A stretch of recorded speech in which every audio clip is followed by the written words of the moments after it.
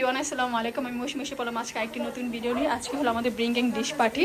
So আমার ভাইয়ের বাসায় আজকে পার্টি হচ্ছে। সো আমরা পার্টিতে আজকে কী কী রান্না করছি সেটা আমি আপনাদের সাথে শেয়ার করতে চাচ্ছি। হলো চিকেন কুরমা, এখন হলো গরুর মাংস রান্না করা হয়েছে। তারপরে এটা হলো শুটকি ভর্তা, হ্যাঁ। তারপরে এখানে আছে শুটকি ভর্তা, আর এখানে হলো ডাল ভর্তা, আলু ভর্তা, কালিজিরা ভর্তা, কচু ভর্তা, শুটকি ভর্তা, বেগুন ভর্তা, এখানে হলো আরেক পদে শুটকি ভর্তা।